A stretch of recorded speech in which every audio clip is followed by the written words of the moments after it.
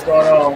It's your boy Lionel, class of 2009, back with another episode of TV versus everybody. And listen, we've been out for a while, but listen, we are back with the recap show with our special guest correspondent, Coach Heist Northern. And so we're going to get the guys up on the screen. But first of all, if you have not been following us on Instagram and Twitter, listen, make sure you follow us on both platforms. And listen, hey, we got TikTok coming out too soon. So make sure you follow us on all three platforms, all right? Because we're doing some things on all of them, right? You know what I'm saying? They're specific to the platform. So make sure you follow us in all of those places. Also, if you have not done so already, go ahead and like and subscribe to the channel. Listen, we are almost to the goal of 1,000 subscribers. I know some of y'all day ones remember us when we start. Y'all remember when it was like 20, 25 of us in this thing, all right?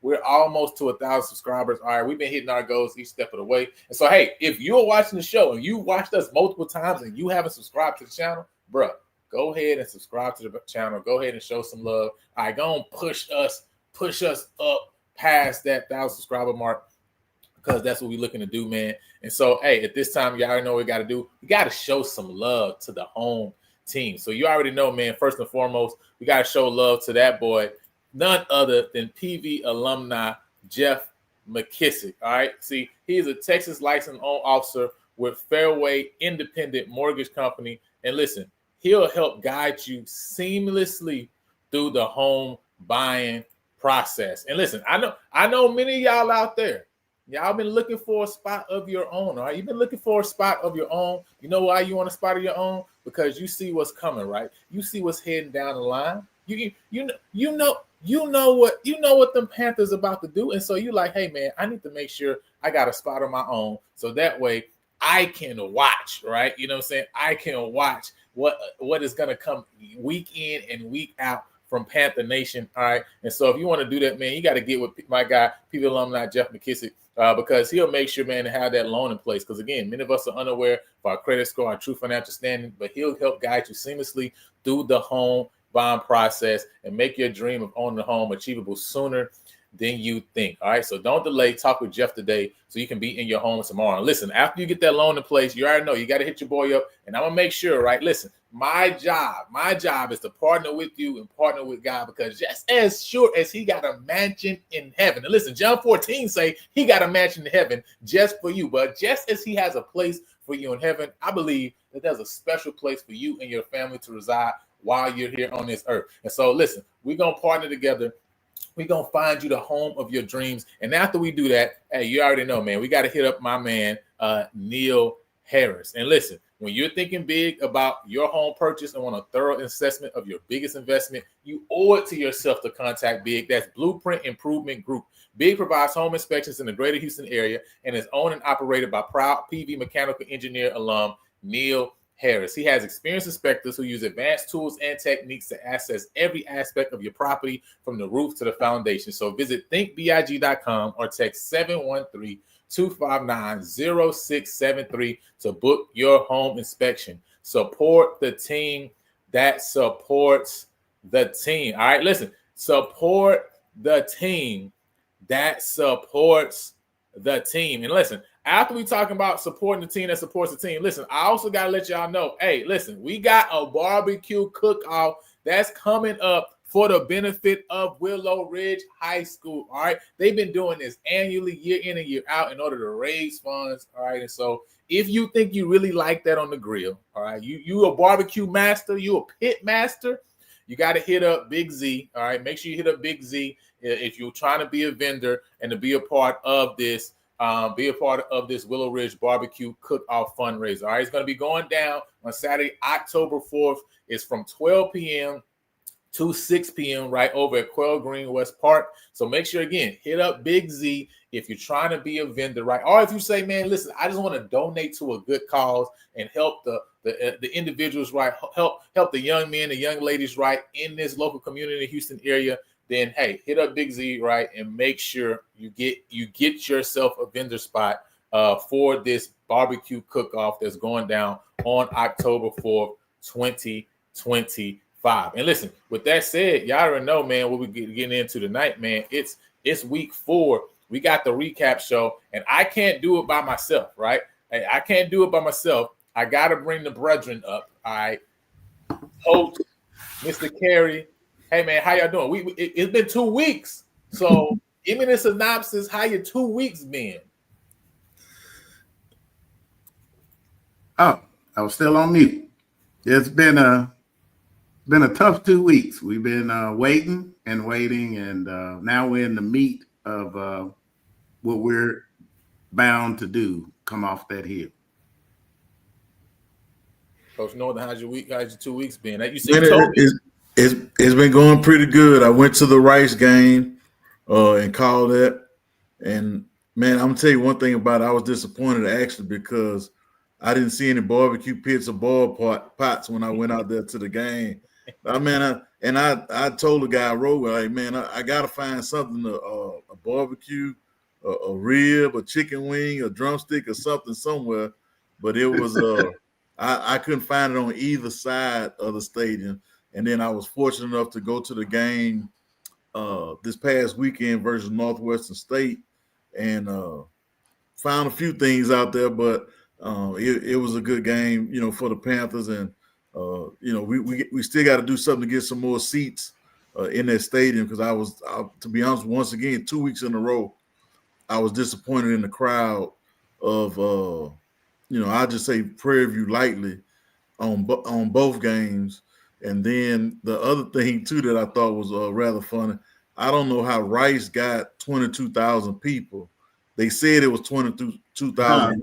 So look, whoever counted Rice attendance, I'm gonna let them count my bank account, because they know how to do something with them numbers very well. Hey, listen, it's so funny because you said too that you said your son got the true PV experience too. You know what I'm saying? You want to drop that information? Hey man, I hate to mess with him, but I have to mess with him.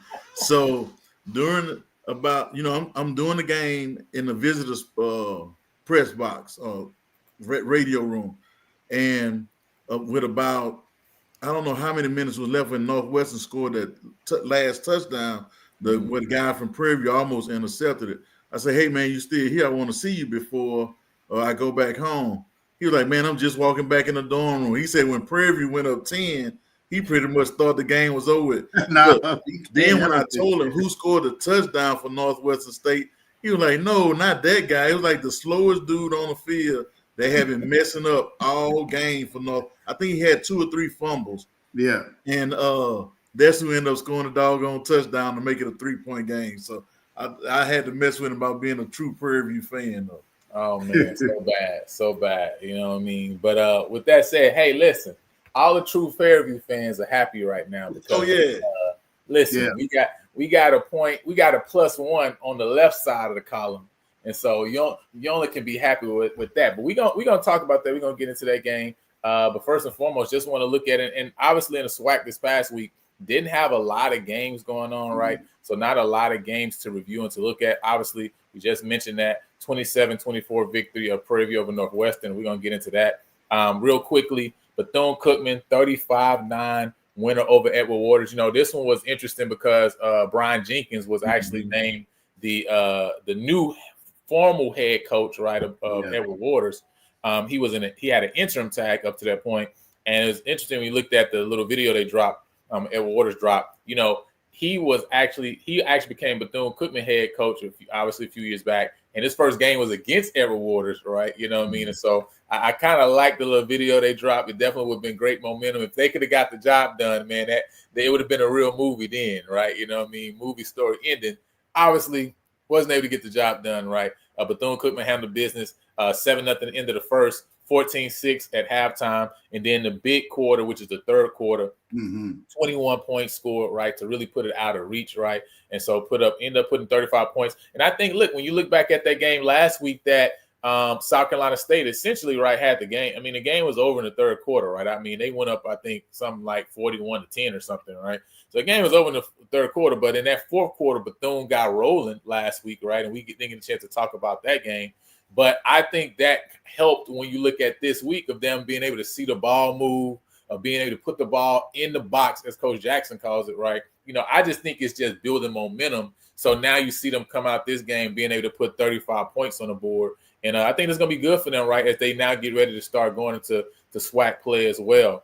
And so Cam Ransom, 10 of 20 for 172 yards, 3 touchdowns. Of course, Malik Huggins, right, preseason SWAC wide receiver, 6 receptions, 177 yards, and 2 touchdowns. And in the other game, right, I think was obviously, just a quick one and got over quick was that Alabama A&M and Lane game. Alabama A&M, again, another team that's rolling right now. 49 points on the day to 7. Obviously, as you see, the game was well over at halftime, 28-0. They scored another 21 points in the third quarter to completely put it out of reach. And then Lane gets the last touchdown in that fourth quarter. They didn't even start. They didn't even have Q start, right? The game, not Q. Quad, right? Quad. He didn't even start the game, right? He didn't even play at all.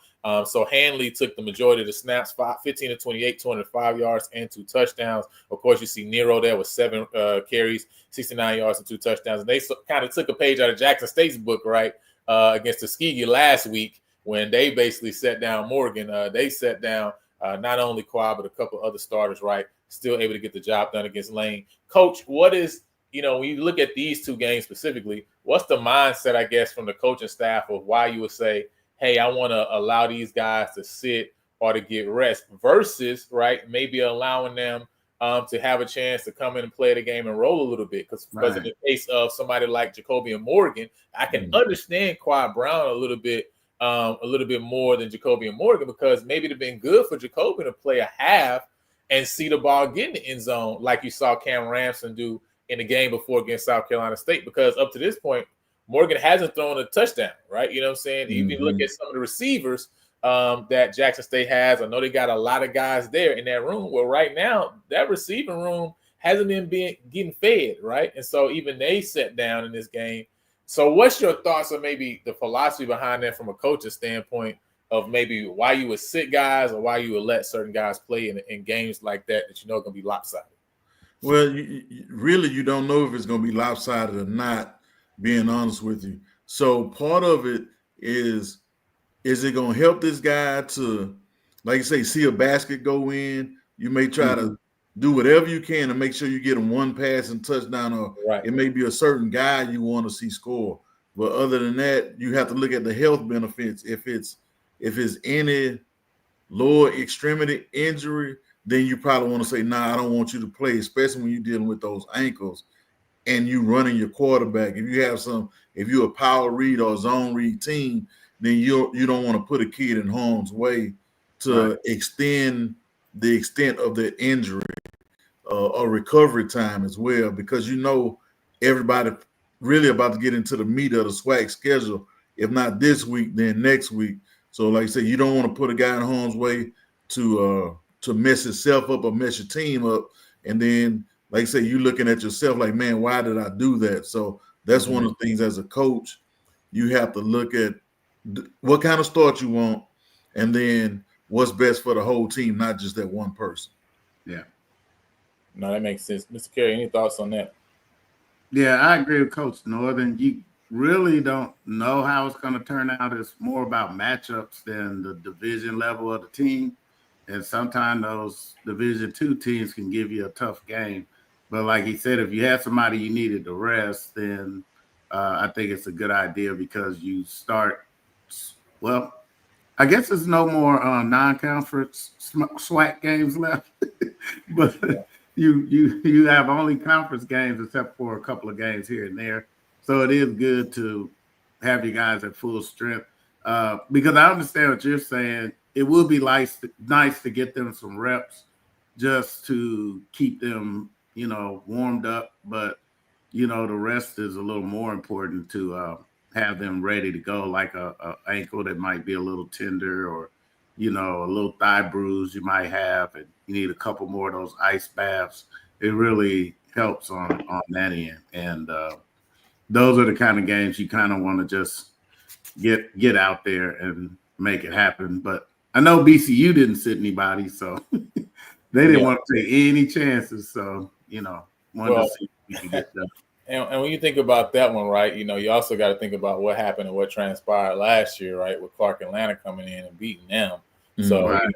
you definitely didn't want that to happen, right? You definitely want to have a good note. And again, especially as you go into SWAC play, I think there's just something about winning games going into SWAC play. And so that takes us to the next game, right, that I want to talk about, and that's the game of Grambling against East Texas A&M, right? So that was a 31-28 victory. Obviously, last year went to overtime. Grambling got the win, and just from a conference standpoint, right, it's good to see us win games against the Southland Conference, right? And so no matter how it comes, you take those wins. And so again, first quarter scoreless. Second quarter, East Texas A&M goes into halftime up 7-14-7. Grambling turns it around and switches it around. So you go into fourth quarter tied 21-21, and then obviously Grambling scores a touchdown and gets the field goal. And East Texas A&M only with the touchdown missed the field goal at the end of the game, right, wide left, and so end up coming out with the 31-28 victory, right? Just looking at a little bit more details on the stats of this game, right? We look at East Texas A&M, Eric Rodriguez, 22 of 33, 229 yards, 2 touchdowns, did have the 1 interception, right? Now, East Texas A&M only ran for 123 yards this game, right? 40 rushing attempts, but only 3.1 yard average. Did have the 2 rushing touchdowns, right?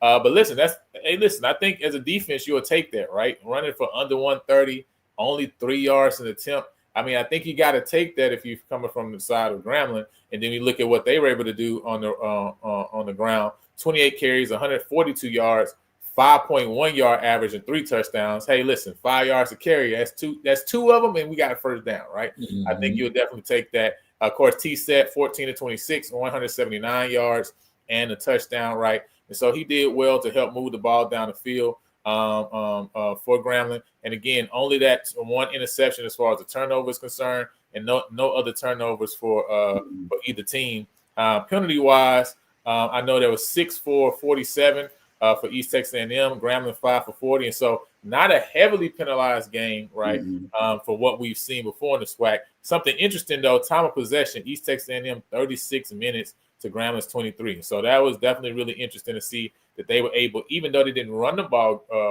as effectively, right, they were actually able to control the clock throughout this game. And so end of the day, really seemed like two teams that was really evenly matched. Looked like Grambling was able to get the last blow. Any thoughts on this game? I think was a big one for the SWAC conference overall. Yeah, I was happy for the Tigers and the conference overall to get this non-conference win. Some of the things, like I say, how you can make the numbers look tricky a little bit. The time of possession can be deceiving because, if Grambling gets the ball and scores on their first or second play, or the driver has a big play, then that time of possession is going to go way down. But they can be productive. But if you, like I say, when I first looked at the stats, I looked at Commerce out everything them in terms of, pretty much numbers, yards, first downs, all that type of stuff. But at the end of the day, you just want to be able to win the ball game because, like I say, turnovers matter, field position matters, every yard counts. So a lot of times we'll look at those numbers and they can be deceiving. But like I say, the overall thing is get the win for not only for your school, but the conference. That's 2 years in a row against those guys. So that's a feather in their hat.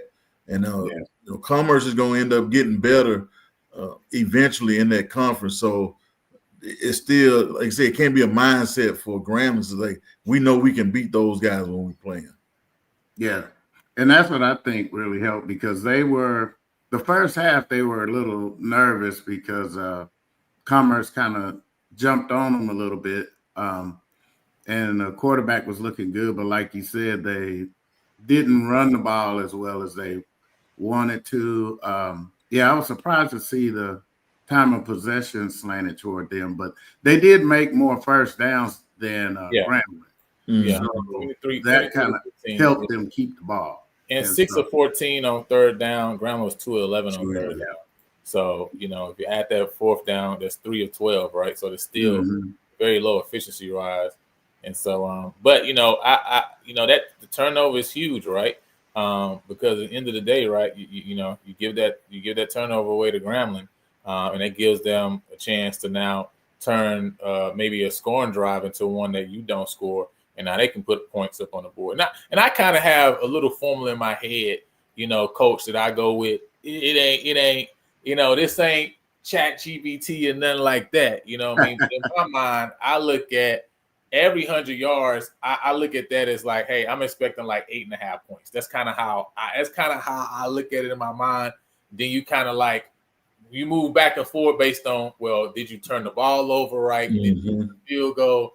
But my formula is, when I look at numbers and look at the games, I'm like, it kind of makes sense, so far to me, right? Because when you look at this game, East Texas A&M, 352 yards, right? In my mind, it's like, okay, you're expecting that's somewhere around 30, 31 points, right? But when you have that turnover, that means you lose that opportunity to score. Yeah. And so instead of you being able to flex and have somewhere in that 30, 31 point range, right? Well, now, you lose that opportunity to score, but you also give Grambling an opportunity maybe to have a short field, et cetera. And so now they can put up points on the board that wasn't projected, or that you didn't see necessarily. And like, man, these jokers ain't have as many yards. Like Coach Northern got me saying jokers on here, y'all.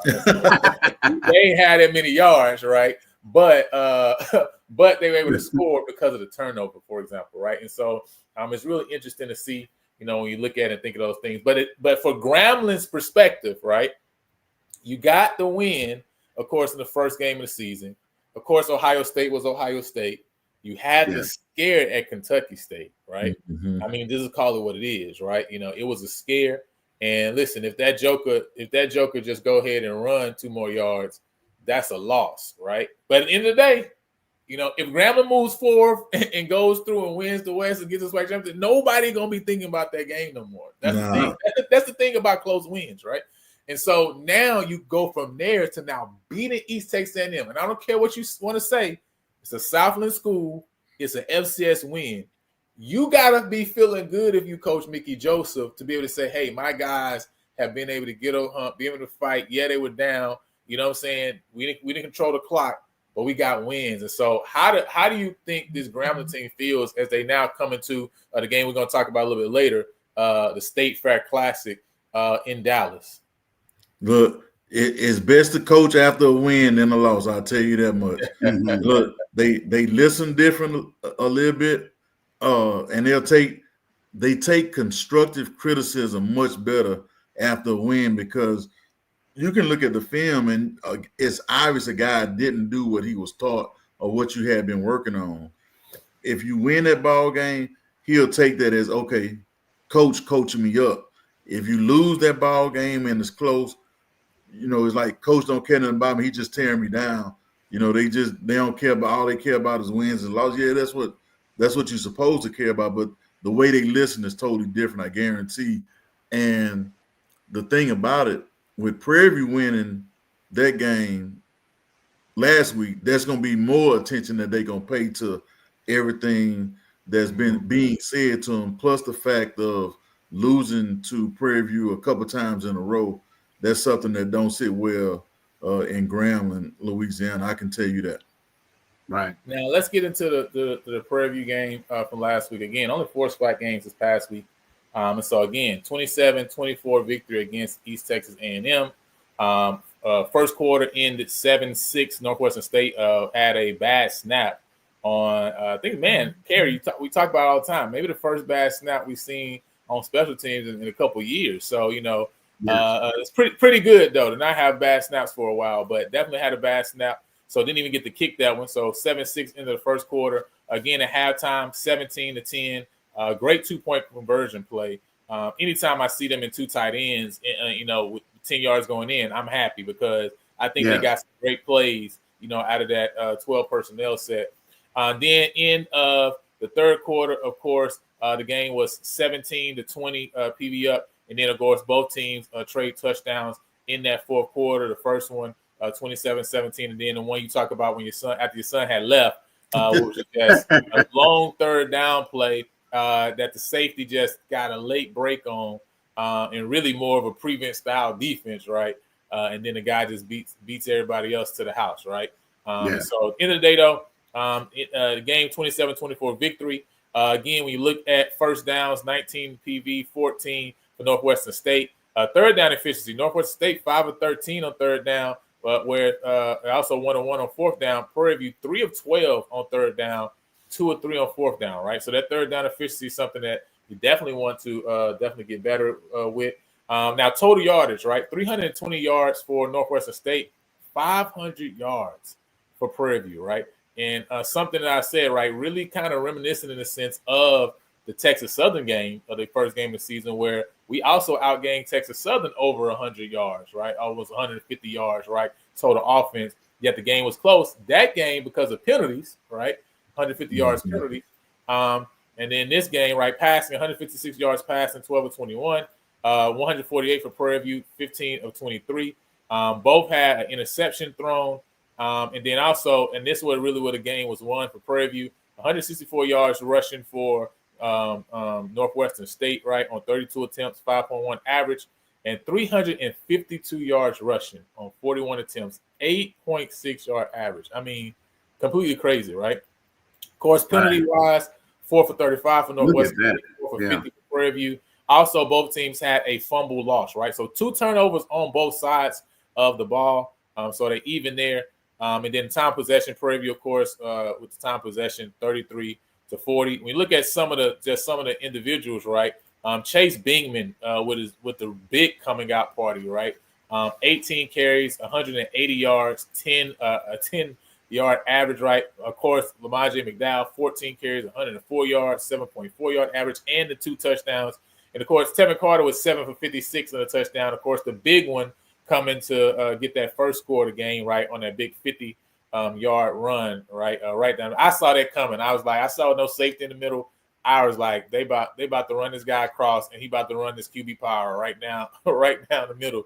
And yeah, they wasn't gonna catch him. So yeah. Any first thoughts on this game, man? What did you guys think about it? Because when you look at the stat line, it doesn't look like this is a game that should have been close, but then you see the 2 turnovers, right? And you kind of ask, well, when did those happen? How did those happen? Now that's the one, yeah. Right. But overall, it still looks like a game that Prairie View should have been able to win kind of comfortably, you know what I mean? But yet it didn't happen that way. Yeah, that game was kind of weird because like that one score with the wide receiver, like you said, the safety was right there. It was like I'm sitting there jumping up and down because I thought it was an interception. That's how close he was covering him. And you could tell there's a difference between game 1 and game 3 because their passing game, even though they didn't have 200 or 300 yards, it still was more efficient and looked better than it did against Alcorn. They did not play us the way they played Alcorn. So there's a difference between game 1 and game 3. They're getting better, and they got a couple breaks, so they really came to play. And like you said, the interceptions, you got to take into account when that interception was. We had them on their heels, and where I thought, Carter had a bunch of green in front of him to the right, but he threw it, but it was 2 DBs back there. And I think he could have ran and got at the minimum the first down. So, I'm sure they'll look at that on film and say, hey, in the future, I know you ran a lot, but it wouldn't have hurt to run that one more time just to see. I mean, it's easy for us to say because he could have threaded the needle and made the touchdown. But I just think the higher percentage would have been for him to take off and run it on that one because they were having a problem catching him all night. So I think it's not just the numbers, but when those things happen is what was really, really key. Yeah. So a couple things stood out to me in terms of the first down efficiency was there. That was a big thing. A lot of times you'll look up, and it was almost like the reverse of the Rice game. Prairie View would be in 2nd and 3, 2nd and 4s consistently. And I remember Coach Jackson saying, yeah, we're a spread team, but that doggone power running game was man, it was something to watch when you see the pullers, and they were running some gap scheme. And man, when that backside guard pulled around on the kickout block, And then sometimes they had the wide receiver coming around to wrap and come up the middle. I'm like, man, that's like old Washington Redskins football. Yes. They used to call it counter trey, but they'll tag it and tell who the backside puller gonna be. But it was some great football watch. Like I say, ain't nothing like watching a good running game. And the thing about it, like I say, is one thing to run the ball, but it's another thing to run the ball, and they know you're gonna run the ball, and they can't do anything about it. And I noticed this in the press box. How many times the Northwestern State defenders was getting up off their back? How many times, especially in the fourth quarter, how many times they had to stop the game to get an injured player? And and I don't, want to wish harm to anybody, but it's a different ball game when you got to stop that run, especially like both. Well, the way they run the ball for their size is gonna give you problems because you can get shook or you can get ran over like pick the poison. So, and them guys making some business decisions. They come up there diving, but they ain't want none of that smoke, like they say. Yeah, and I think it's an extra element, right? When you have, like Thunder and Lightning with McDowell and Beamon, right? But then you really also got another, Thunder guy in Tevin Carter. Yeah, because he's big. I saw multiple plays, right, when he decided to take out running that, guys tried to essentially put an arm out to slow him down and tackle him, and he kind of just basically flipped, you kind of flipped them off, right? And so that's also somebody who, with that frame that he got, basically 230, 6'4", people are not going to have it's just not going to be an easy job of getting him to the ground, especially if he gets to the second level as against a DB or safety, etc. So, that's something as well that's really added to that run game. And I think that's really why they kind of like Carter, is just because of that element he adds to the run game. Especially being able to make plays when things break down, right? He's been able many times to kind of get us some positive yardage there. Kayla makes the statement here, once he gets comfortable hitting the second, third read, he'll throw for 3 touchdowns a game. Yeah, I think that's the one thing that you're waiting to see the maturation of that from him, is just as a passer. And, because I think if you go look back at that game, you see that a lot of times, man, there were guys open on multiple plays, and he just don't see him, right? And so, the score could have been a lot different, even from that standpoint of just, putting the ball in the air and into the right place. But overall, at the end of the day, you got to be happy with the win. Coach, the offensive line obviously controlled the line of scrimmage. When you run for 342, it's kind of hard to be mad at anybody. But how do you feel overall with the team? Because there was some mistakes that allowed this game to be closer than what it should have been. And so how do you navigate, being happy and excited that your team was as physical as you wanted them to be on offense and defense, but at the same time kind of still, showing them like, hey, man, you guys made a game that probably should have been a 2-3 score game into one that was way closer than it needed to be. So, look, I had an old coach tell me something about getting teams to come together. He said, man, you could take flour, sugar, salt, eggs, and a little vanilla extract.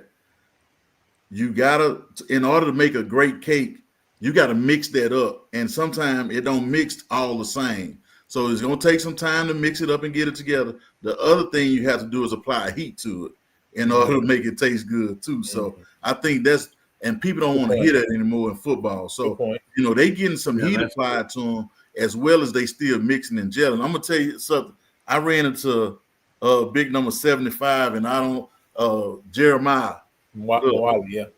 Look, man, I saw that joke of pancake somebody, and I'm like I say, I'm announcing the game, and my players used to say syrup him up, and they do like this, like they putting syrup on pancakes. So I ran into him, and I got to give him a shout out. So look, I saw him at what's the Wingstop in the front of Fairfield by the outlet mall, and if he wants some wings, and I guess it's not illegal anymore. Look, I get that joker some wings. So I'm telling my daughter, like, hey man, I'm telling my daughter this kid plays football at Prairie View, and she's like, man, he's big, but he needs to do with his hair. So I've seen him. Look, if y'all see him, somebody, if I don't know the coaching staff looking at it, but tell him that now I'm gonna have to limit to about 20 wings or so. But if he wants some wings, he'll definitely get it. Look, and sometimes this is what we would do sometimes as coaches, even though it wasn't legal back then. But if we met certain standards, like if we scored a touchdown on special teams, I would order chicken wings or pizza, whatever they wanted. But we had to win the game. So a game like this, you get 300-yard rushing. It might be can't nobody come in that room but the offensive lineman and eat. Right. And look, Right. Them jokers take some pride in being able to come in there. Hey, it's different, but yeah, man, they deserve whatever they get this week. Listen, because we said it right. We have the backs that can make some moves. You get to the second level, right? And man, this game, I mean, hole after hole after hole after hole, right? To where they're not getting touched. We talked about it all last year. How man, guys kept getting met in the backfield so much last year, right? You know, and so the yardage that they were able to get was just really based on them just really making it work out the contact. Man, this game was, and really we and I said it before, right? We ran well the first two games. It's not that we didn't run the ball well the first two games. We actually ran the ball well the first two games, but this is just an explosion, right? And obviously McDowell was back fully for the first time, and so I think that helped too because of just those two different styles as you mentioned too. Jared put Rockwell always steps up, man, and you know I think that's Rockwell, one of the most sure-handed guys I've seen in a while, maybe probably since you know, a guy that's in the league right now with the Atlanta Falcons. I mean, just as sure-handed as he's been so far this year. And I really think that, you know, we have the weapons out wide, right, to get some things done. And you talk about that cake and putting it together. I think in the same way, right, when you talk about the QB and the wide receiver connection, you're seeing that as well, right, of being able to mix it. And the OC is in there too, right? The OC, the quarterback, the receivers, the offensive line. You can see it kind of mixing up. But it's good to get a win while you're also figuring it out. But now, we're at a point now where you've had 4 games. Really, you had 3 games, right? The first game was like, hey, we got to see where you are, and you still got to win it, right? You know what I'm saying? You were able to do that. Now you got 3 games to kind of really throw some stuff at the wall, kind of see kind of where you're out, what guys look like. Now you're going into the next one where, hey, you got a team that's coming in that's really excited, probably for them as well, for what they've been able to do, and now they got to get out off the canvas and see like, hey man, it's about time to pull that thing out the oven and see what it tastes like. So before we get into that though, because I know that you know we're gonna get into that the games that's coming up this weekend, but hey, we got a special segment. Obviously, you guys all know about the segment. And so without further ado, we're going to take it to our newest segment that all you guys love. It's entitled Under the Headset, right?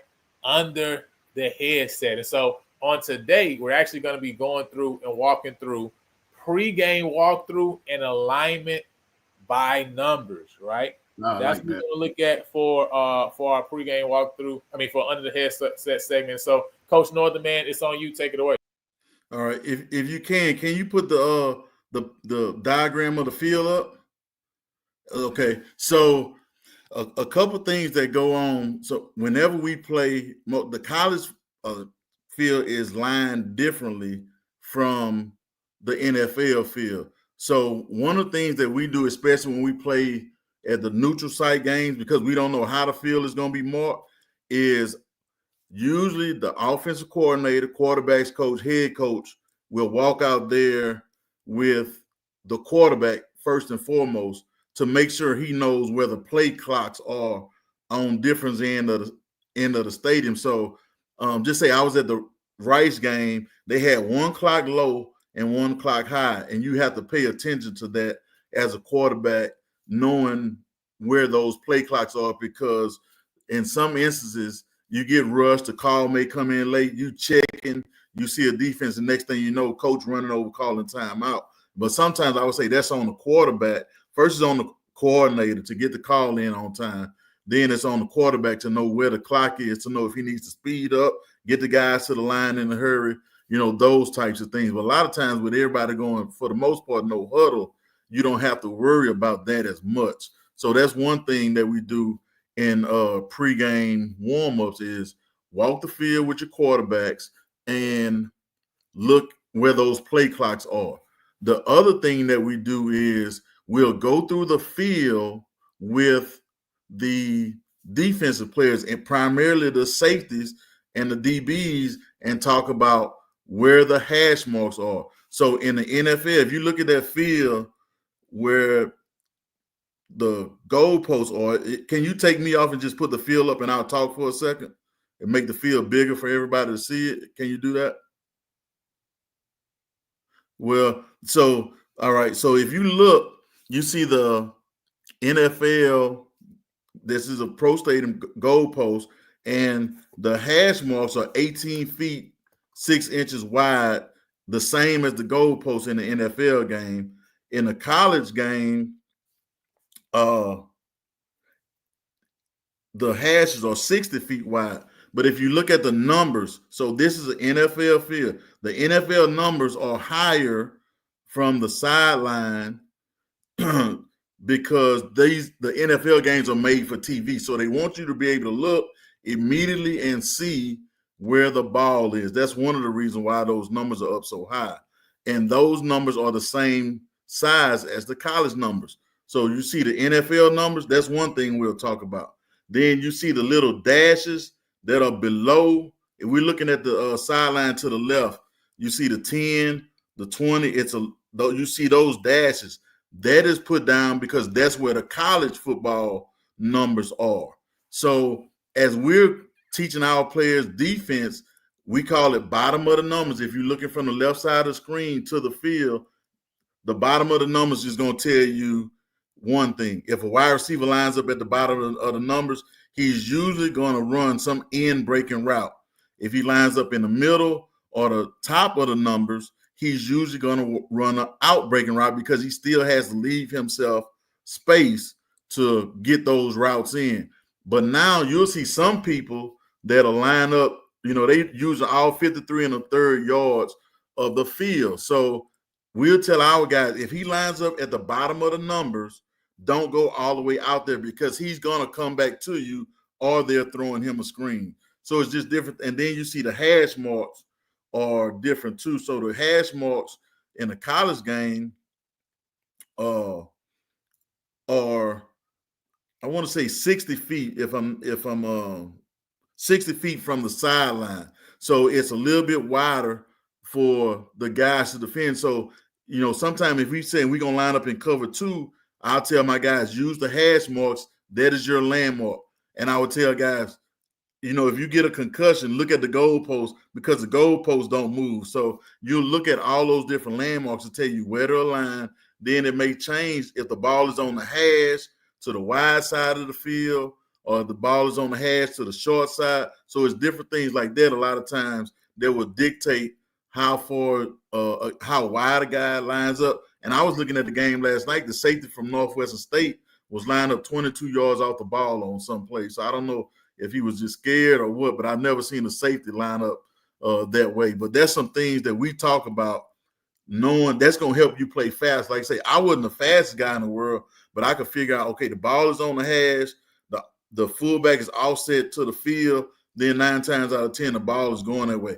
Or you'll see some teams, if they put, when I call formation, if they put 3 or 4 receivers into the boundary, then they probably either trying to go one-on-one to the field, which Prairie did the other night. I was like, man, that's a great setup because they can do but one coverage pretty much the way they lined up.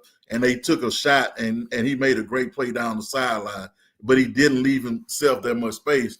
And then in some places you'll see they put a red line almost halfway between the college numbers and a hash, and they'll tell guys, don't run outside that when you running your fades and all that type of stuff, because you have to learn how to lead the quarterback room. And I'll tell you this, one of the guys that was at Prairie last year, I thought was a pretty good football player, but he always, when he's what we call stem or release, his release was so wide, he made the quarterback almost have to make a perfect throw. So that's sort of how things go hand in hand. You could take it, you could, put us back up or whatever. But like I say, that's some of the things. And when you watching the game, look and see where that outside receiver is. If he's outside the numbers, then just sort of make a mental note. Is he coming back inside or is he going vertical? And I'll tell you this, when I coached at Texas Southern that one year, Adam must have been about 7 or 8 years old, and I brought him to practice, and I made him stand with the DBs,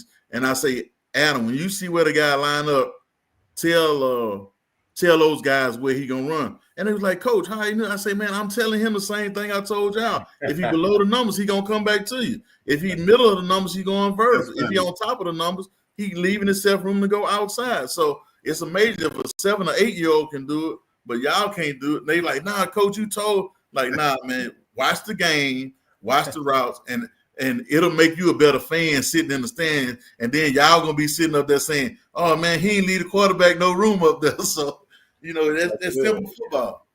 Hey, listen, that's good. The first under the head said when you talked about the alignments of the running backs. Hey, the next weekend I paid attention to that, and I'm like, listen, it was spot on. Yes, all right, it was spot on. So, hey, we giving y'all some. We trying to make y'all better fans. Okay, understand the game. That's what we do here on the recap. PV versus everybody. We trying to make SWAC fans better football fans. Okay, so you can know the game, and obviously that's because we got coach in the building, Coach. Hey, look, they already think they the best coaches in the world anyway. Like I say, they don't realize how much the game slows down when they sitting in the stand. Listen, Coach, this probably gonna make it worse. Actually, this probably ain't. Yeah, this is gonna make it worse. Right? This is actually making it. This is actually making it worse. Hey, okay? and you add a little crown royal to it too. What's gonna happen? Now they're gonna be saying he shouldn't be at the bottom of the numbers. Why they got him running that? Yeah, that's the one right there. Hey, it's just more ammunition. Hey, Coach Jackson, that's my bad, Coach. Hey, listen, take me out. So come get me. Had enough. That's me. Hey, listen, that's good. Hey, listen, Rockwell definitely might be one of. Hey, listen, he might be. Hey, listen, right now he's leading the SWAC in receiving yards. So, hey, it is what it is, right? Sure-handed guy, right? And when you got a guy you can trust, the thing is when you can trust a guy to be where you know he's gonna be. Yep. That's why he's gonna get a lot of targets. He does that. Because he's where they say he's gonna be. Yeah, O-line moving people for sure. He said Rockwell 8 on my PV fantasy. Yeah, man. Delvin trying to stay at the top of that PV fantasy rankings. You know what I mean? Jared said good stuff, Coach. So with that said, man, let's get into it. Hey, we got this next week of games coming up. And I just want to talk a little bit first and foremost about what is coming up, right? You know what I'm saying, game-wise. Sorry, wrong screen. What is coming up game-wise, right? You know what I'm saying? Because listen, there's some good ones coming up, and we got to see what we see is the game of the week, man. When you talk about all these games that we got coming up on this next weekend, obviously we got the PV Grambling game. We're gonna talk a little about that one. Alabama A&M, Bethune-Cookman. Bethune-Cookman coming in 1-3. Alabama A&M coming in hot at 3-1. Listen, that's gonna be interesting down in Daytona Beach. Hey, listen, with all that's going on, Bethune-Cookman can still start their SWAC season out right if they can continue rolling after what they did again at the end of the last game. What they did this game at Waters, it's gonna be interesting to see. Alabama A&M defense been playing a lot better. Then you got the big one down in Tallahassee. Ooh, Alabama State, Florida A&M. And listen, them boys at State been waiting, been chumping, been just circling on their calendar this game because, listen, they beat Jackson over the last few years, right? The team they haven't figured out is FAMU. And when I say they got them at a good time, Coach, you trying to figure out the QB situation down there too. Yeah. It's a good time for them to get them. Then you got Texas Southern, Mississippi Valley. At the end of the day, no matter what has happened in these first 3 games, both of these teams are in a position, first SWAC game of the season, where they can see if we can get a dub, right? And now it's in Itta Bena, right? And so for Mississippi Valley, as much as I still like what I've seen for Texas Southern, at the end of the day, man, Mississippi Valley still has an opportunity now to say, man, we can catch Texas Southern, you know what I mean, early in the season and get our SWAC season going well. Then you got Arkansas Pine Bluff and Alcorn State in Memphis, so a game that's in a neutral site. Alcorn has been trying to figure it out on the offensive side. Got some things rolling against Alabama A&M 2 weeks ago. Arkansas Pine Bluff got a chance to get things rolling against Lincoln. Who's going to be able to show up early on, maybe get that lead, hold on to it. And then you also got the Boombach Classic, right? Jackson State going to Baton Rouge against Southern. Again, whatever Southern's happened in those first 4 games, ain't none of them SWAC games. Don't count no more. So they got a chance now to win a SWAC game against a team that everybody is saying is that team this year. That's what a lot of people saying. Now, I ain't said that because y'all know. Y'all ain't know they ain't come from me. That's why they hate I you. told you they finished the second in the SWAC East. But everybody else been saying that. So now, you got a chance at Southern to really be able to start your SWAC season off right and really be able to – everything that's happened in these last 4 weeks, let me tell you, them SWAC fans' mind going to change super quick if you come out and win this game against Jackson State. So, Coach, that's a lot of great games on the schedule. Man, what's your game of the week when you look at the schedule of games? Matter of fact, Mickens, man, you go first. Let me know what game this week is your SWAC game of the week. Wow. See, we have division games. And man, Alabama State, that could they're in Tallahassee. Man, that could be, but then again, Texas Southern needs this game against Valley, and that's first of all, that's a tough trip. Even getting itty beanie. I still say it, and I say it every show. They still shouldn't have cut the grass and put in turf. I'm just saying. But then you got Pine Bluff. Pine Bluff and Alcorn. Taking away that grass is like, see, if they had that grass, it's like getting ready for the. Oh, if they had that grass, it's like it would be over for Texas game. Yeah, you only got one a year where you got to get ready for that. Everybody else got turf, but then you got to get ready for this grass, right? You know. Yeah, and that grass is tall. They think they didn't cut it before game day, so they would practice on it all tall and with the mosquitoes. And the man-sized mosquitoes. But it's tough to get up there, So. But then Alcorn, they really looking to change their fortunes. But oh man, and then the PV Grant. Man, you got to give me one outside of PV Grambling game though. Outside of PV Grambling. Okay, that helps. I'll go the obvious game: Jackson State and Southern, because whoever loses this game, they're going to be mighty quiet. And to be honest, now, hear me out. The Jackson State people are going to tar and feather me on Twitter. But this is going to be the game to determine who can actually pass the ball. Because you have two teams that like to run it. But I think the team that wins this one is somebody that gets their passing game off the ground. And I know they've had a couple games where they got some decent numbers passing, but they're not just that blowout passing team. So whoever can get the passing game going is going to be tough to keep up with just running the ball. So I'm going to pick that game because I really want to see, and Southern's at home, so there's no pushover at home. So I want to see what they're going to do. And it should be a well-attended game because all those fans know each other. So I'm going to go with that one, Jackson State and the polka-dotted Panthers. Yeah. Hey, listen, which defensive line plays better? Yes. That's who's going to win. They got to do something with Givens. Both of those teams want to run the ball. And by the way, I would just like to say at this moment, this is another time where, maybe I should take Coach Northern out the screen because I try to keep him out of my. We try to keep him clean. Yeah, I try to keep him clean. But I just want to say it right now. Didn't I tell y'all Jackson State a running team? I told y'all this all season when y'all invited me on these other shows and y'all was talking all this stuff about how Jacoby Moore going to get drafted to the NFL. And I told you it's not going to happen. Now because I have no problem with him, right? I have no problem. I hope he make it XFL, whatever. Don't matter, right? But just as it is right now, he's not going to make it. And he's not going to get an opportunity to because he's not going to throw for 3,000. I told y'all this all season. I said, you are a running team. You're a running team. You are a running team. Y'all got all these receivers. It don't matter because y'all ain't got not enough balls to throw around anyway. I told y'all this. I told y'all. It don't mean that you can't win. It ain't mean that you ain't got an opportunity to still be a great team. But you're going to do that on the ground because you're a running team. No, they're a running team. You're a run first team in excess of the pass. So now with that being said, y'all realize he ain't throwing no touchdown. I'm just trying to say who right and who's wrong so far because I try to tell y'all in this offseason, y'all are running team. Okay, you just have to make trouble. This is the game of who is going to win the trenches. Which defensive line plays better? will win this game, right? Because both of these teams are trying to run for 200 plus. And the team that runs for 200 plus is going to be the team to win the game. And unfortunately, I don't think Southern is going to be with us. I haven't seen that they have the ability to stop the run so far this year. I just haven't seen it, right?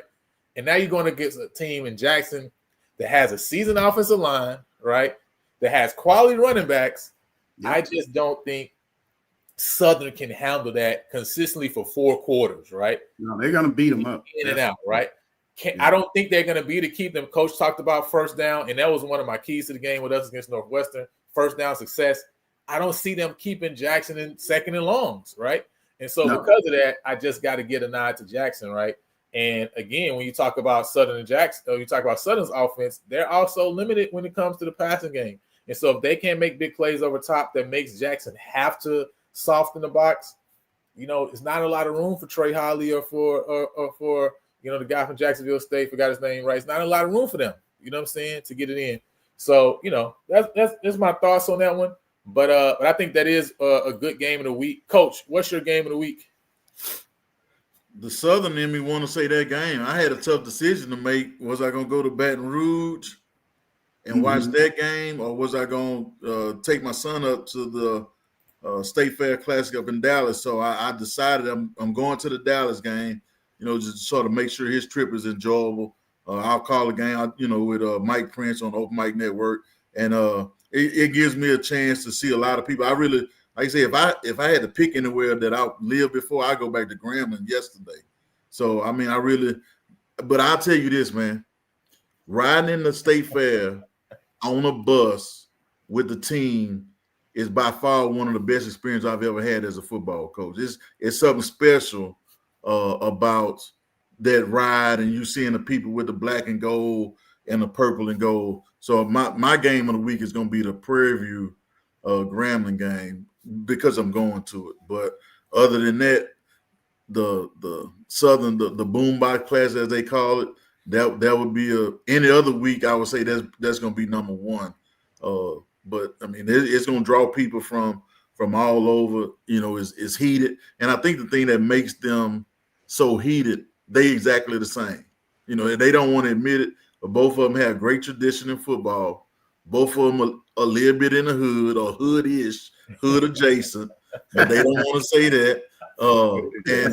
And it's been some close battles back and forth, throughout the years of who's going to win the championship. I mean, when Jackson State was going to the playoffs, my senior year, that was the only loss we had was to the Jackson State team. So I got a lot of respect for those guys. They had one of the best setups, but that offensive line that they have, man, is and everybody. And I think a lot of people thought the wide receiver room, because of who they have, there's some talent in that joker.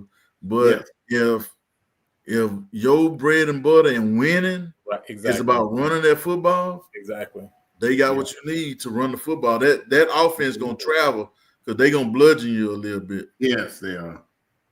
Listen, it is what it is, right? You know what I mean? And I think it's interesting, to see. Again, it's gonna be interesting to see what I know now. You got also a guy in McNair that's gonna be a calling plays for Southern.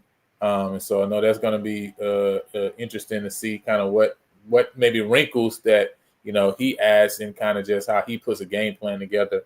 But at the end of the day, you got the guys that you got, right? And so it's a chance again for Southern to really show up and to again put everybody on notice, because everything that happened before was non-SWAC related, right? And I see Brian Matthews he said PB was an air raid team. Coach Jackson said PB was an air raid team, just to correct you, right? You know what I'm saying? I just shared the information here that it's an air raid team with as Coach Northern said, right, a power run game. That's what he said, right? Which is what I said. It's an air raid team with a power run game. Now, I guess it's because you saying you ain't seen the air raidedness of it.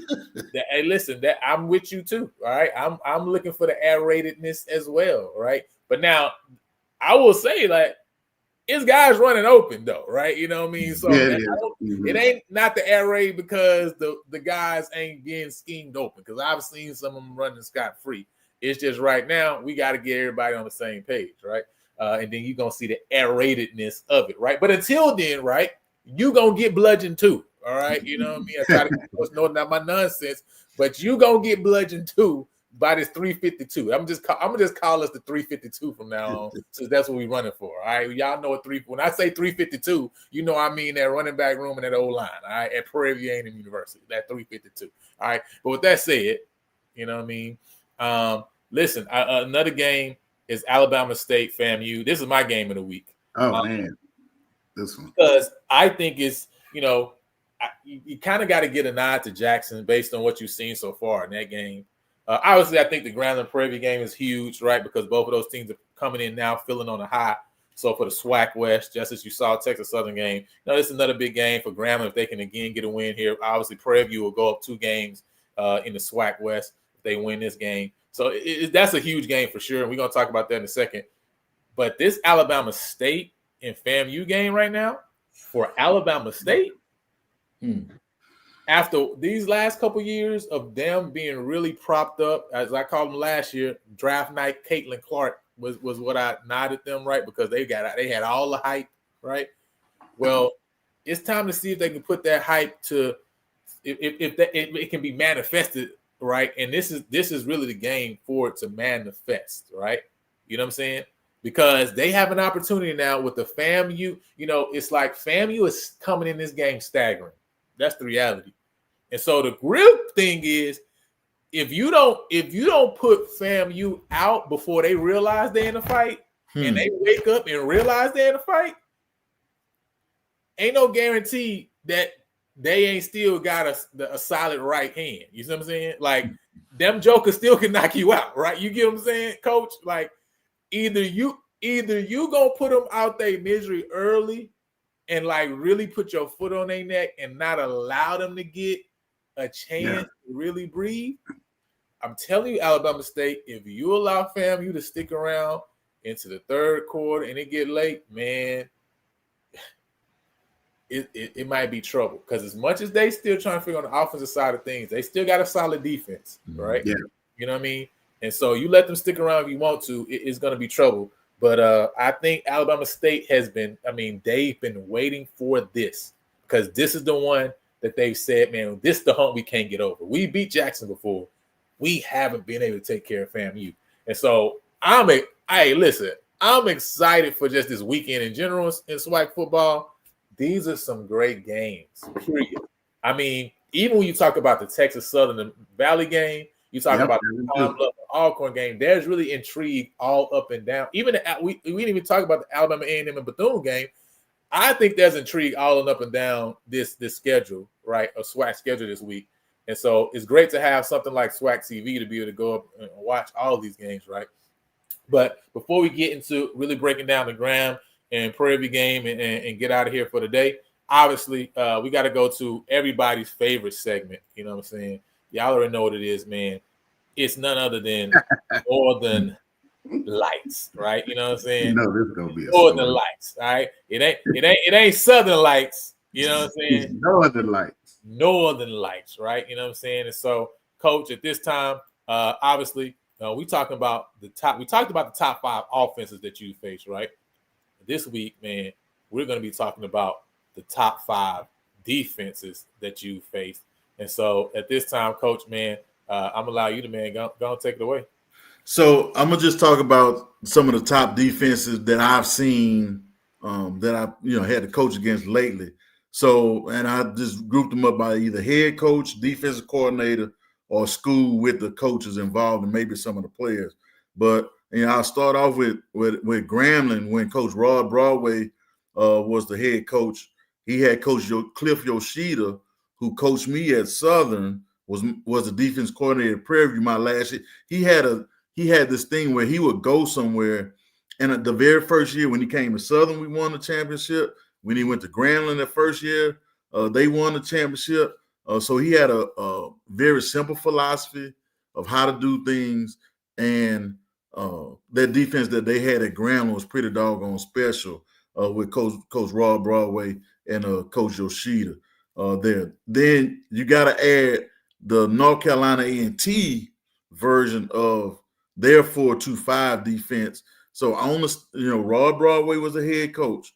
He had Sam Washington, who later became the head coach at A&T, and Trey Oliver over there on the defensive staff, who's now the head coach at North Carolina Central. He was at Southern. He was at Grambling when they were there with Coach Yoshida and all that. So you can see how that lineage sort of traveled well with being, it was, we're going to stop the run. We're going to play cover 1 or cover 3. We're going to load the box and make you with all that RPO stuff. They pretty much made you think you had to pass the ball. And then they were so good on the outside, and they had some very good tackling safeties over there. Underrated defense that a lot of people don't think about was the Texas Southern defense when Coach Kevin Ramsey, was the defensive coordinator. And that was the first time I heard of the 212 defense. And I want to say Coach Jackson was down there during that time, but Coach Kevin Ramsey and that defense that they had at Texas Southern, man, they'll line up in what we call a split front, twist the defensive line, send 2 guys off the edge, or they'll play some bear front as well. What we call bear front, it means the center and both guards are covered up. And they played a lot of man free, and they gave your quarterback the blues. They stopped the run game because that box was loaded. They had one linebacker that you couldn't get to, especially if they had a good nose guard. So that Texas Southern Kevin Ramsey defense. Then Alabama A&M, when they had Coach Townsend, oh man, the defensive end, he's probably going to be in the Hall of Fame soon, that played for the Colts. Man, I'm drawing a blank on that sucker name. Somebody drop it in the comments.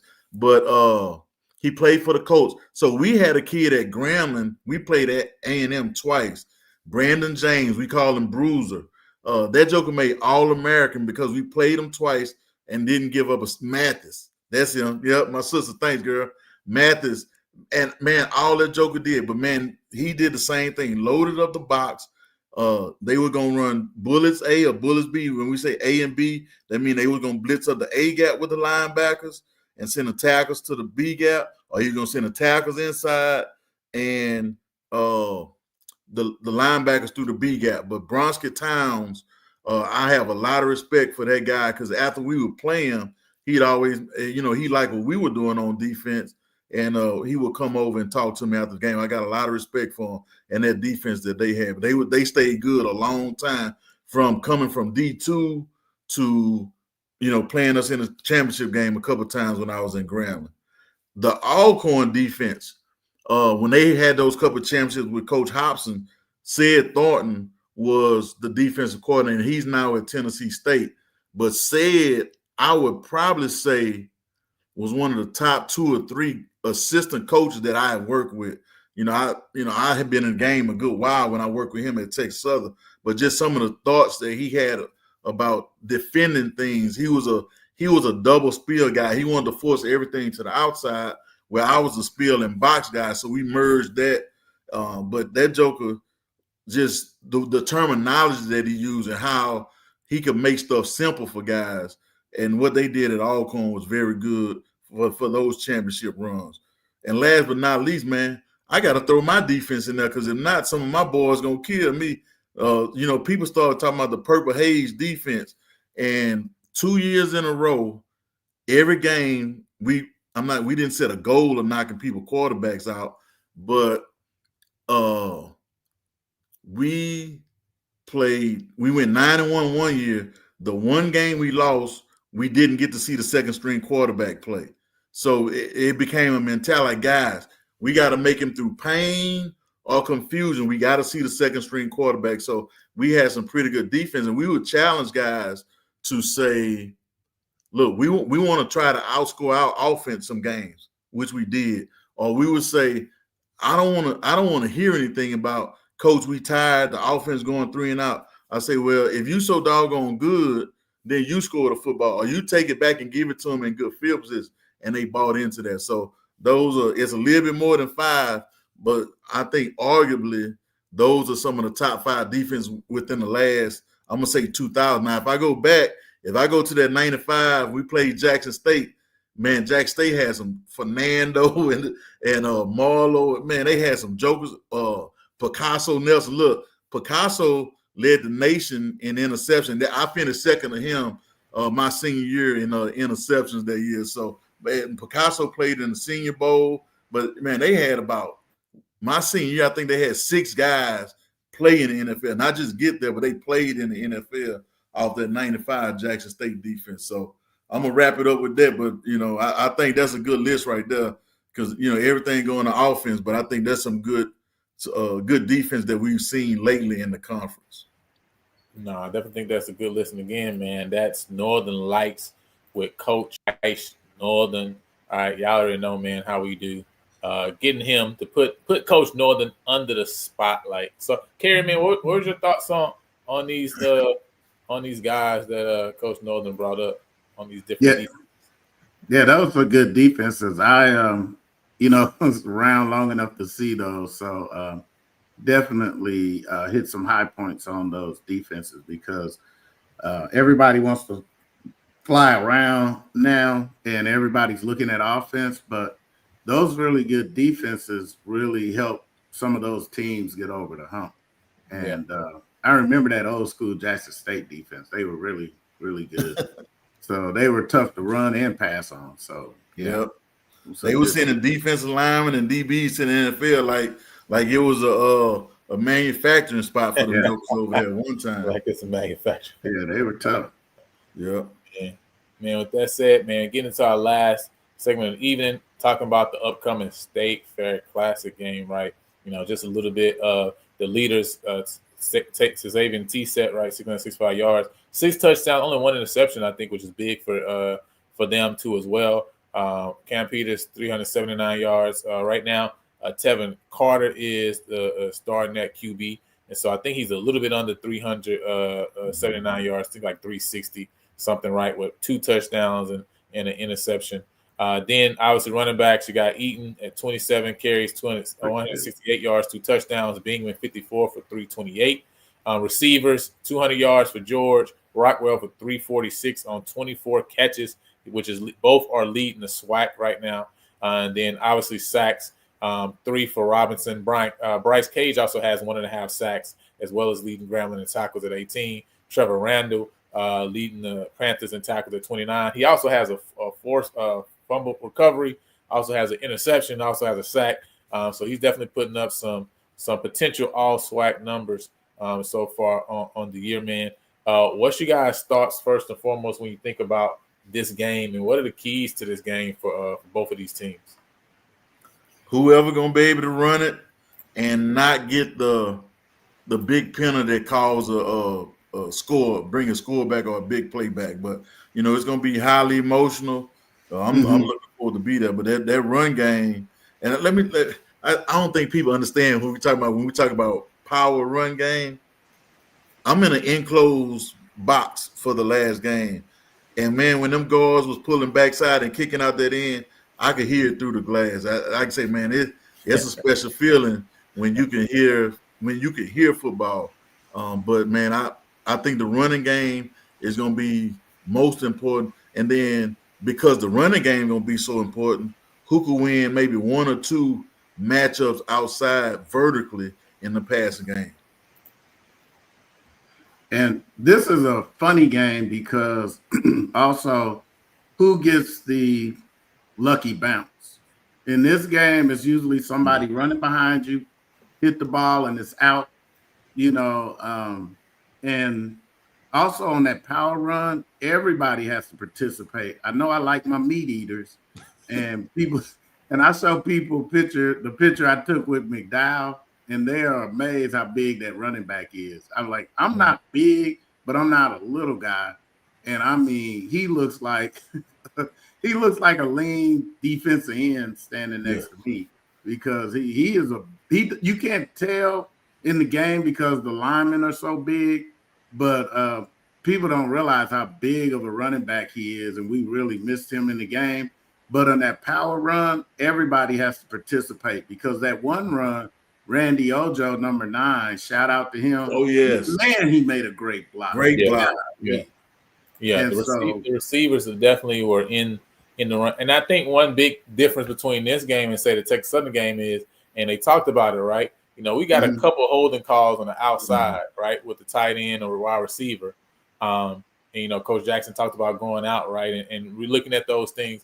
And whatever they saw, right, they obviously were able to coach it up, right? Because since that day, you haven't seen that outside hold from the tight end receivers coming, getting called.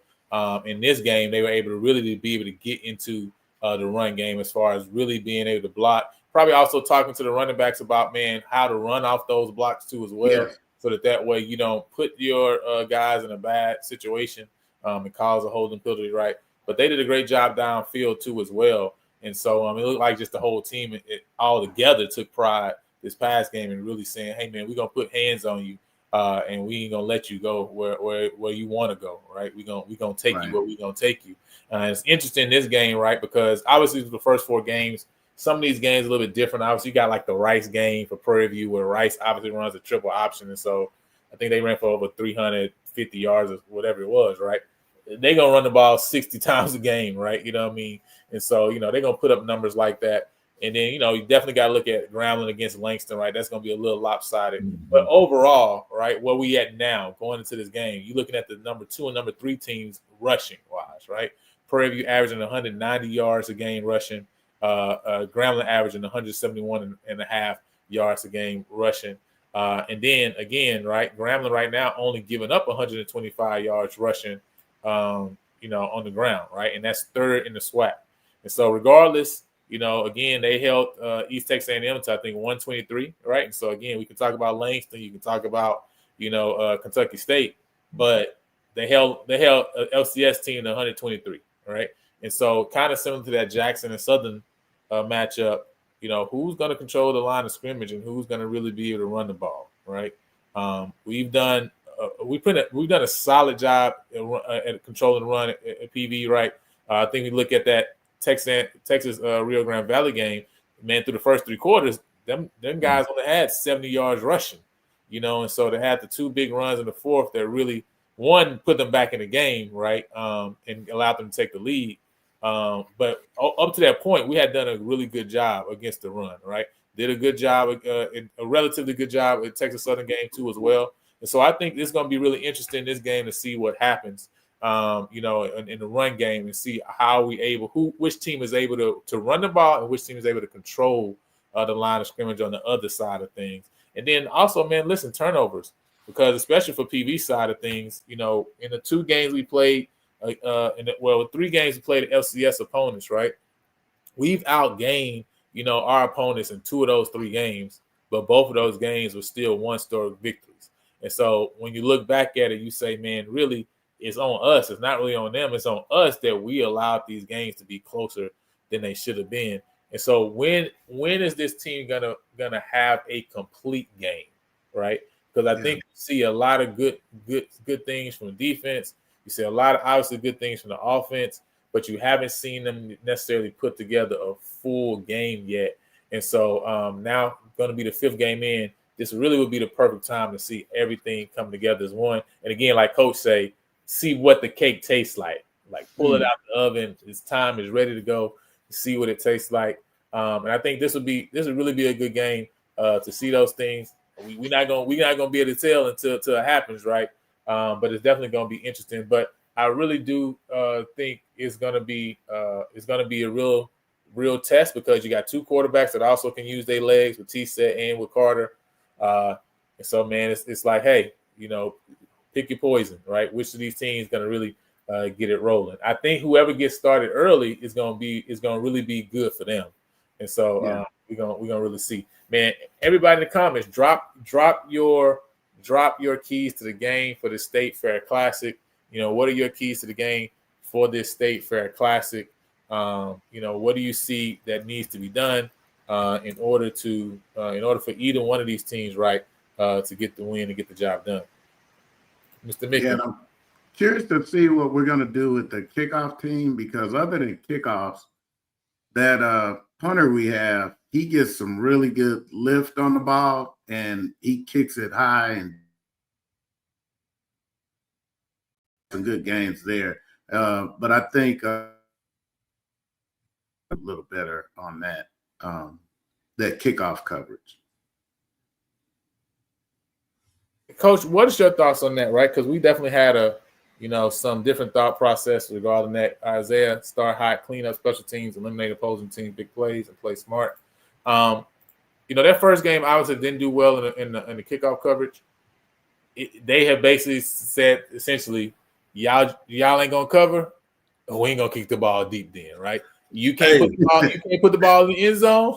We ain't gonna kick the ball deep then, right? I take, and for me, my thought process is, hey, if you getting the ball between the 25 and the 30, I don't care because that's where you would get it anyway, right?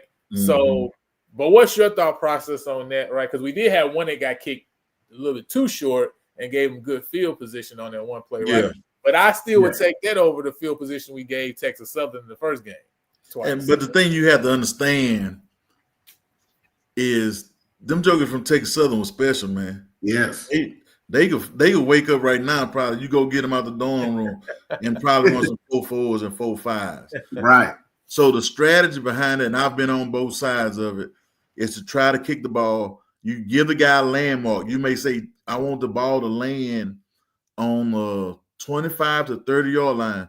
And when I was a special teams coordinator, if we were sky kicking, 9 times out of 10, we would do it to our sideline unless the kicker asked me, can we always go right? Because for some guys, they rather sky kick to their right side instead of come back to the left. But I would go stand, kick the ball to me about 5 yards short of the sideline and make those guys high and short and catch the ball. So it's a good strategy, but that's something that those kickers have to work on. They got to work on with the wind blowing, with it raining, whatever it is, they have to work on making sure that they're getting it far enough down to where and high enough to almost soon as the guy catches the ball, if he's not calling a fair catch, somebody from Prairie to make the tackle within 3 to 5 yards of him, because that guy has a lot on his mind with a guy running full speed at him. So it's a good strategy, but it's a good strategy when the guy kicks the ball where it's supposed to be kicked. Because if he kicks it out of bounds, they're going to get the ball 30 yards from the spot of the kick. So a lot of people they just think it's some, 5 yards or whatever, but it's 30 yards from the previous kick.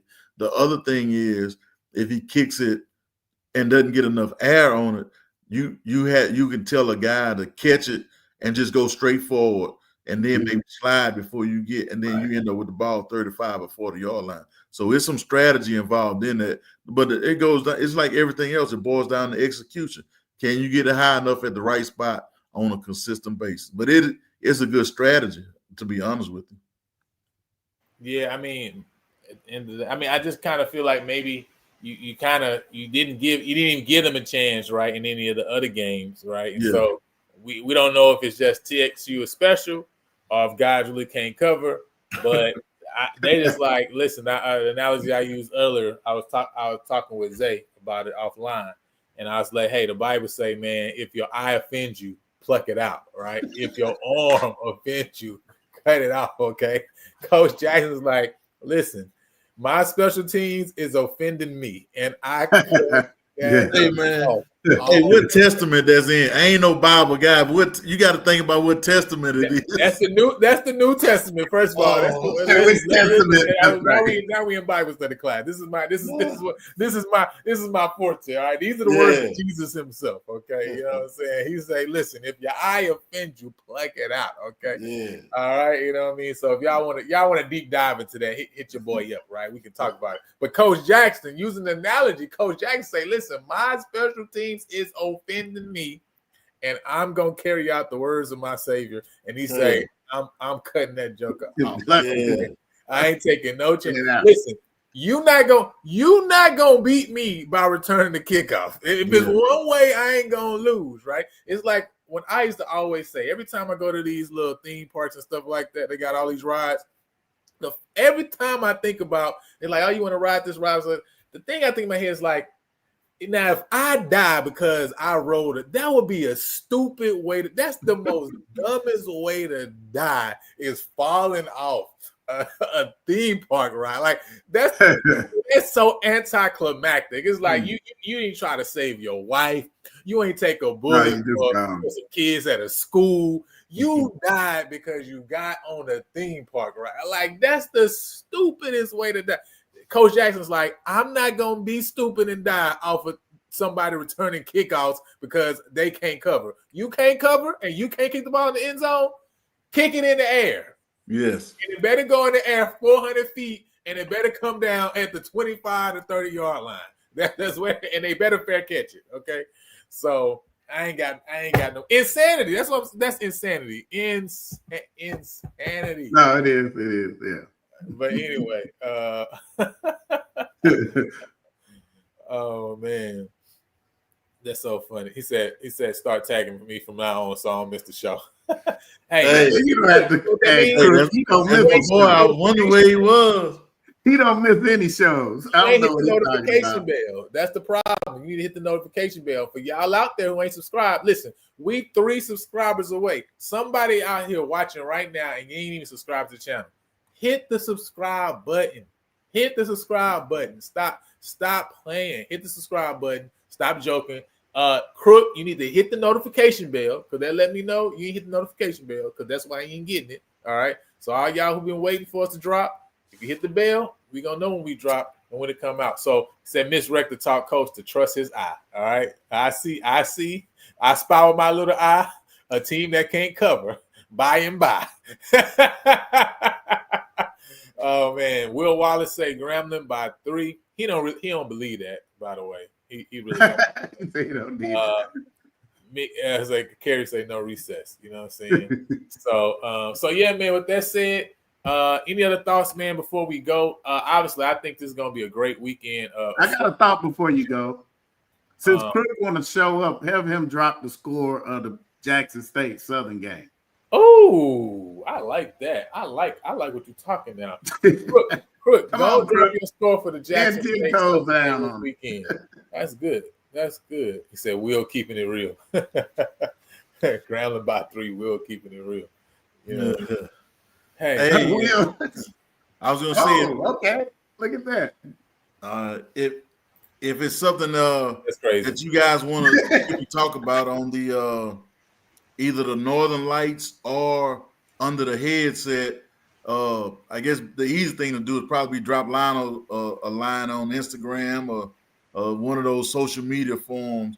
You know, I have a list of some things to talk about, but you know, sometimes it's better to have somebody ask a question about something and then I answer it. Then I can add a couple other things to it. So if it's something that, you know, situation wise or, you know, just anything, let me know and I'll come up with a few minutes of talking points.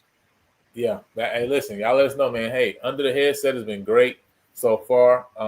You know, everything Coach is sharing. If you haven't been checking it out, man, you got to check it out because he's literally breaking down the game. And I'm telling you that after that week, he told us about the running back alignment and knowing whether they running the ball, whether it's a pass play.